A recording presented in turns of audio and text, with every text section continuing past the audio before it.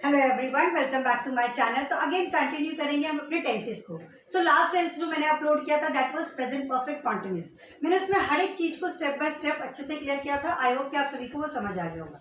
तो आज बात करेंगे हम अपने नेक्स्ट टेंस की, that is past perfect continuous. जैसे कि we can see this tense past perfect plus past continuous. So we can find it कि यहाँ पे दो टेंसेस का कॉम्बिनेशन है। The one first one is past perfect and the second one is past continuous. तो अब इसे कैसे याद करेंगे हम? सबसे पहले बात करते हैं आइडेंटिफिकेशन की। इसकी आइडेंटिफिकेशन क्या होती है? The same identification which present continuous has. जैसे कि प्रेजेंट कॉन्टिन्यूस की आइडेंटिफिकेशन क्या होती है? सॉरी, पास्ट कॉन्टिन्यूस की रहा था, रही थी, रहे थे। इसके अलावा मैंने आपको 4 वर्ड स्पेशली बताए हैं। कोई बैठा था या बैठी थी, कोई लेटा था या लेटी थी, कोई खड़ा था या खड़ी थी, या फिर कोई चीज टंगी थी। These are also the part of continuous. अब ध्यान देने वाली बात यह कि अगर ये सेम आइडेंटिफिकेशन पास्ट कॉन्टिन्यूस की होती है तो पास्ट परफेक्ट कॉन्टिन्यूस की भी अगर सेम होगी तो how we will identify the difference. हम आइडेंटिफाई कैसे करेंगे इनके डिफरेंस को? So always keep in mind, जब रहा था, रही थी, रहे थे, बैठा था, बैठी थी, या कोई खड़ा था या खड़ी थी, विथ टाइम हो, किसके साथ हो? With time. यानी कि जब पास्ट कॉन्टिन्यूस में टाइम नहीं होता और पास्ट परफेक्ट कॉन्टिन्यूस में टाइम जरूर मेंशन होता है। जैसे कि मैंने कहा मैं 9 बजे से वीडियो बना रही थी या मैं सुबह से पढ़ा रही थी, तो मैं रहा था, रही थी में क्या आ रहा है? इसमें टाइम जरूर मेंशन हो रहा है। तो जब टाइम आ जाए सेम आइडेंटिफिकेशन में, so it will be the part of past perfect continuous. अब बात करते हैं अपने रूल्स की। तो यहाँ पे 4 तरह के सेंटेंस हम बना सकते हैं। First one is called simple. Simple मतलब पॉजिटिव सेंस में बात, पढ़ा रही थी, जा रही थी, सोच रही थी, राइट। यहाँ पे सबसे पहले आएगा सब्जेक्ट, फिर हमारा जो पास्ट परफेक्ट में जो हेल्पिंग वर्ब होता है दैट इज हैड, और यहाँ पे हमारा एक और हेल्पिंग वर्ब एड ऑन होता है that is been, had been, ठीक है।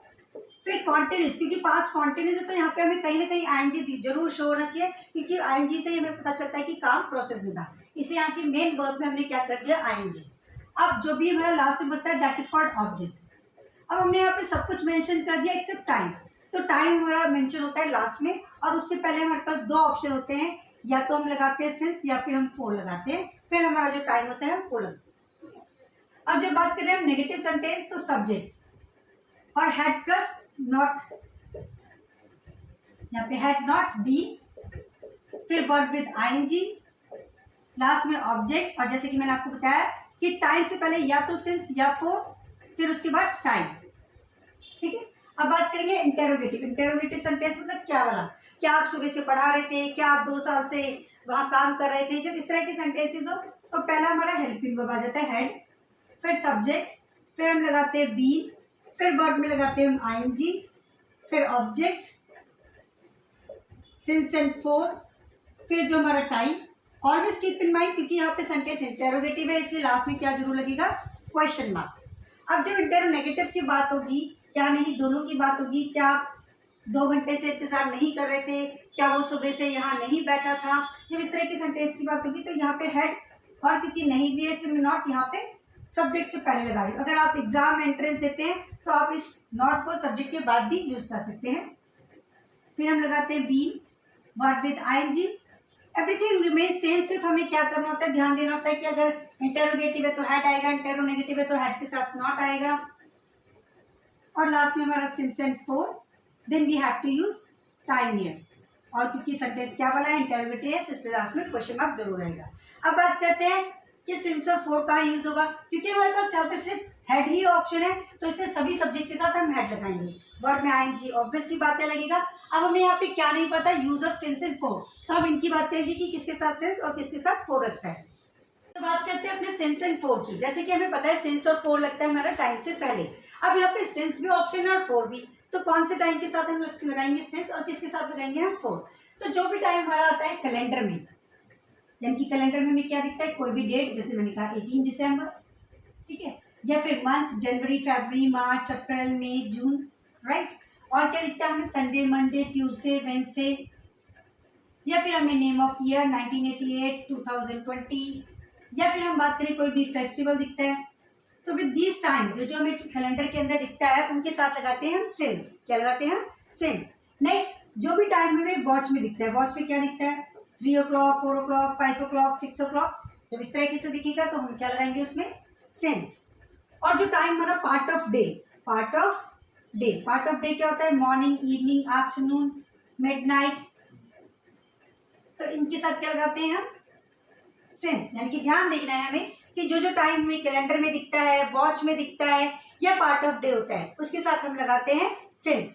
बाकी हमारा 4 जो ऑप्शन है वो लगता है पीरियड टाइम। अब ये पीरियड टाइम क्या होता है?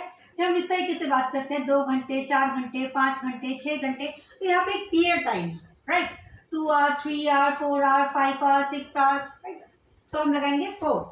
3 days, 4 days, 5 days, 6 days, 7 days, तो हम लगाएंगे 4। 3 years, 4 years, 5 years, 6 years, 7 years, तो भी हम क्या लगाएंगे? 4। इसी तरीके से आप बात कर सकते हैं वीक्स की, आवर की, मिनट्स की, 10 मिनट्स, 5 मिनट्स, 7 मिनट्स, तो भी हम लगाएंगे 4।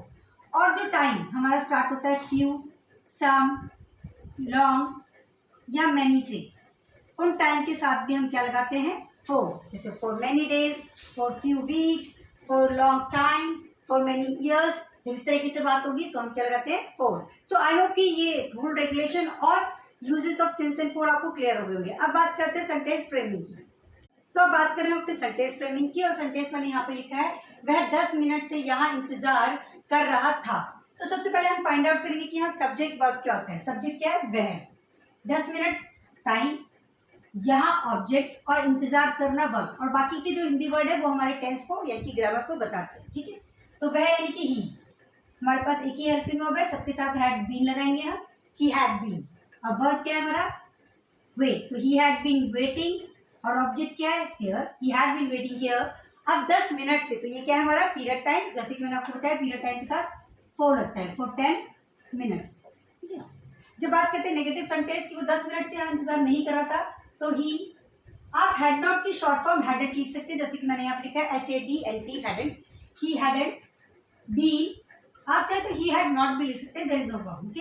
ही hadn't been waiting here for 10 minutes. वो यहाँ 10 मिनट से इंतजार नहीं कर रहा था।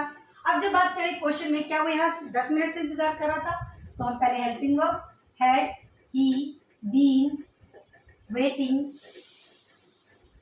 Here for 10 minutes. क्या वो यहाँ 10 मिनट से इंतजार नहीं कर रहा था जब इस तरह का सेंटेंस है ना? तो यहाँ मैंने फिर से शॉर्ट फॉर्म लिख दिया। शॉर्ट फॉर्म इस तरीके से भी लिखा जा सकती है और इस तरीके से भी, ठीक है? हैडेंट। आप चाहे तो हैड ही नॉट बीन भी कर सकते हैं। मैंने आपकी स्पीकिंग को मोर अट्रैक्टिव और फ्लुएंट करने के लिए यहाँ पे शॉर्ट फॉर्म लगाई है।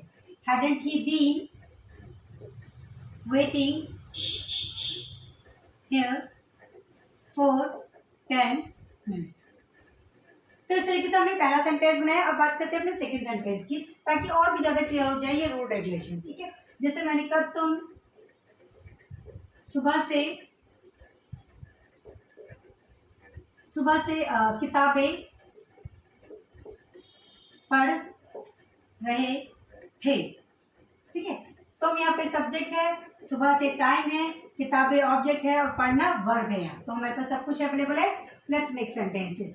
Simple sentence, negative, interrogative, interronegative sentence. तो हम यानी कि यू हैड बीन क्या कर रहे थे आप? You had been reading books. अब कब? सुबह से। तो सुबह हमारे कब दिखता है? सुबह यानी कि पार्ट ऑफ डे होता है, तो पार्ट ऑफ डे के साथ हम क्या लगाते हैं? Since morning. तुम सुबह से किताबें नहीं पढ़ रहे थे, तो यू, आप हैड नॉट भी लिख सकते हैं, मैं शॉर्ट फॉर्म यूज करी। You hadn't been reading